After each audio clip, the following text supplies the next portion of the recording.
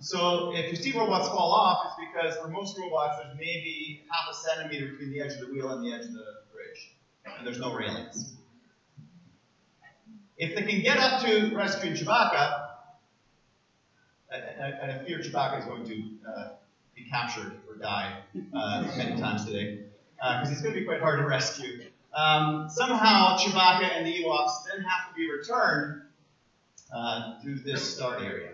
Just so you understand how we score the competition, every time someone picks up an Ewok and it's on their robot at the end of the run, which is when they pick up the robot, they assist the robot at the timer ends, that's 1 point. If they can bring an Ewok back to the start area, that's an additional 2 points. So a rescued Ewok is worth 3 points.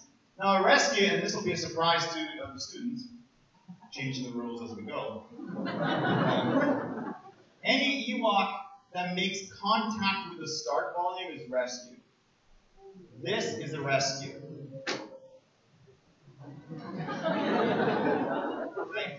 That's a rescue.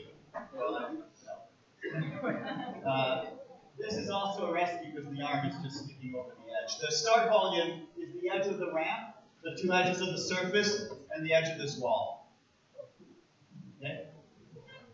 But an Ewok that does this is not a rescue, because it is on the floor now, and therefore not actually safe. So, yeah, a lot harder than what I just showed on the video. And the reason we've made it so much harder is something dramatic in my view. I've been teaching this course for almost, 18 years. This is the 18th competition. And something very interesting has happened in the last 2 to 3 years, which is the students' ability to go to the internet, go to various websites and developers and so forth, and get information on brand new technologies has outstripped our ability to keep up as instructors. To the point that we are now facilitating their learning more than teaching.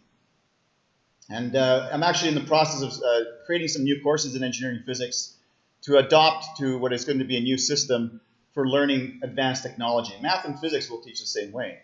But to give you a sense of what's happened, 2 years ago, students were using a little LED photodetector pair to follow tape and to detect things like the Ewoks and so forth.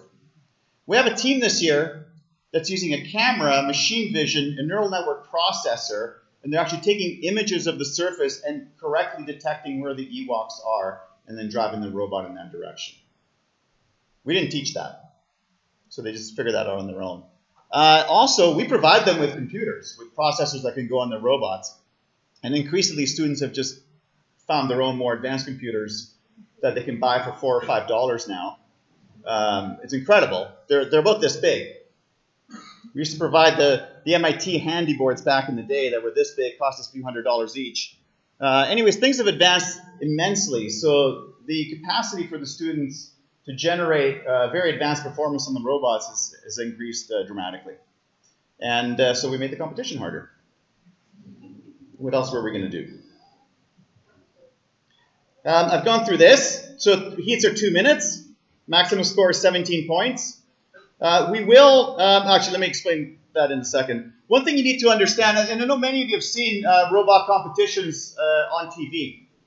Just be aware, I think for every show I've ever seen on TV, those are not robots, they're remote-controlled cars. Right? Someone is holding a joystick and driving them around, like Robot Wars, things like this. Here, the students are going to put the robots down on the surface. They're going to press the start button. Everything you see from there on is the processor on the robot making decisions, navigating, figuring out what to do, detecting Ewoks, picking them up, trying to find out where they are on course, and so forth. It's fully autonomous. I mean, yes, you will see students occasionally grab the robot and guide it back onto tape, but that's the end of their run as far as we're concerned. So they may do that in dire situations. But the robots that will be winning heats today will be running completely unassisted. The way we're going to run the competition, we're going to do this a little bit like Soccer World Cup. There's a group stage, there's an elimination stage. There'll be a short break about 5 minutes in between as we, the judges, sort out who advances, who does not. Every robot will participate in at least 2 matches. So in the group stage, we have group A, B, C, D. A robot in group A goes against 2 other robots in group A and so forth, and in that way we run about 16 heats.